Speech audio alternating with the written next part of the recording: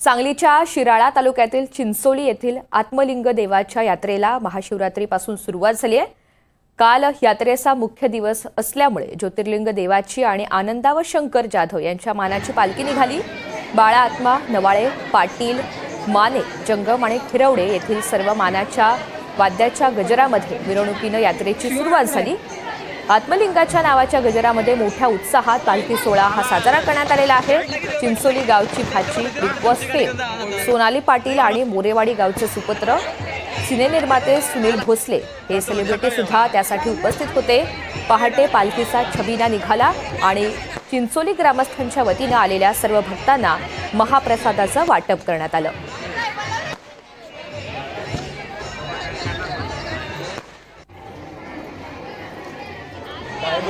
मुक्काम पोस्ट चिंचोली या ठिकाणी जे तालुका शिराळा आणि जिल्हा सांगली इथे येतं, हे माझं आजोळ आहे। त्यामुळे मी लहानपणापासून इकडे बऱ्याचदा या मंदिरामध्ये आले आहे। ते म्हणजे महाशिवरात्रीचं असलेलं आत्मलिंग मंदिर आणि महाशिवरात्री निमित्त मी इकडे आले, तर याचं खूप मोठं महात्म्य आहे, तुम्हाला सगळ्यांनाच माहिती आहे। त्याच्या कृपादृष्टीनेच मी आज इथंपर्यंत जे काही दिसत आहे तुम्हाला ते त्याच्या कृपा आशीर्वादाने आहे।